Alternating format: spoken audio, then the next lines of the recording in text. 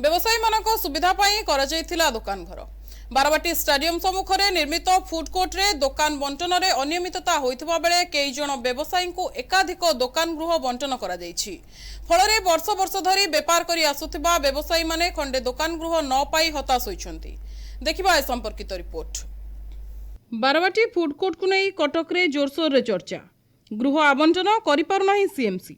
ए प्रसंग को नहीं दिनकु दिन विवाद तेजिबारे लागिछि। 10 रु ऊर्ध्व वर्ष धरी सेठारे क्षुद्र व्यवसाय करी चली आसुथिबा व्यवसायी माने दुकान गृह न पाई एबे हताश होई पड़िछन्ति।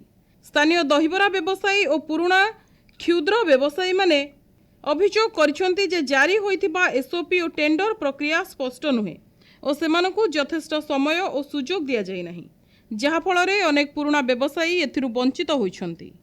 दाबी हमर एया जे हमर जो बारवाटी फूड कोर्ट जो अलॉटमेंट हेतिला एदर हमर लिस्ट नथिला। आमे गत 30 तारिख दिन कमिश्नर पाखे गोटे इंडिविजुअल आम आप्लिकेसन देकी जाइलु। आम जिते जन आसी समस्त आम निहाती 10-12 वर्ष पुराना बेपारी अच्छु कि आमको एपर्यंत किसी अलॉटमेंट मिलानी लिस्ट ना आसलानी। पुणी सांगे सांगे ओपन टेंडर कर सारे आम जेहतु पुराना बेपारी अच्छे आम यहाँ पाइबाटा गोटे आमर ये मौलिक अधिकार आमको से कमिटमेंट करके उठे कि बर्तमान आमको न दि जाए बर्तमान ओपन टेंडर कर सारे जोटा कि समस्त पकई पार। सर्वे लिस्ट भी आम ना अच्छी सर्वे जो लिस्ट होता है पाखापाखि 80 बेपारी सर्वे लिस्ट होता से बर्तमान 40 ना 42 जन को दिखाई। आम आहरी निहाती जो मैंने अति पुराना 10-12 वर्ष पुराना आम बेपारी बर्तमान 10-12 जन आम आहरी अच्छु।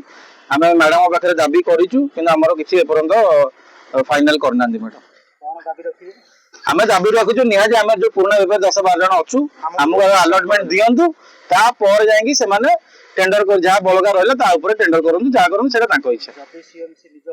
निश्चिंत आम निश्चिंत आईन जहाँ आम हो आम से स्टेप आगू आम बढ़। बारवाटी स्टेडियम सम्मुख में छोट छोट दुकान करी गुजराण मेंटाइबा सहित निजर परिवार चलाई आसुथिले। दहीबरा चाट गुपचुप अंडा सहित अनेक छोट बड़ खाद्य सामग्री को नहीं सेठारे व्यवसाय करुछंती लोके। तेबे बाहर जगार न बसिबा पई सीएमसी पक्षरु प्रथम करी करा जायथिला फूड कोर्टर निर्माण। कोनोसी घटना को नहीं मास मास धरी अधा पंतरिया भाबे निर्माण कार्य बंद होई पड़ी रहिछि। फूड कोर्ट खोलिबो ना नाही से नहीं देखा देउछि अनिश्चितता। पुणी थरे फूड कोर्ट को खोलिबा पई सीएमसी निष्पत्ति नैथिला, हेले एबे गृह आवंटन रे पातर अंतर होइतिबा कुहा जाउछि। एही परिप्रेक्षी रे कटक बारवाटी विधायिका सोफिया फिरदौस एक प्रेसमिट करी सरकारी एसओपी को सामने चिरी प्रतिवाद करथिले एवं बंटन प्रक्रिया रे पारदर्शितार अभाव और अनियमितता थिबा दर्शाई मेयर सुभाष सिंह को संपृक्ति थिबा अभियोग आनिथिले। से कहिथिले जे यथार्थ सूचना प्रचार होई नथिबारु अनेक स्थानीय व्यवसायी आवेदन करि पारि नथिले। हमरो जो बाराबाटी फूड कोर्ट अलॉटमेंट है बहुत ही ट्रांसपेरेंटली है और बहुत ही मेंटेनिंग ड्यू प्रोसीजर है। हमरा एबे भी एडवर्टाइजमेंट जो अच्छी for allotment of 38 shops at Barabati stadium advertisement open अच्छी। जो भी इंटरेस्टेड एप्लिकेंट्स अछंती से माने अप्लाई करि पारिबे। 24th is the last date. तेबे फूड कोर्ट रे स्वच्छता आनिबा पई सीएमसी कहउथबा बेले वास्तव रे ए सबुर घटना पदारे पड़िछि।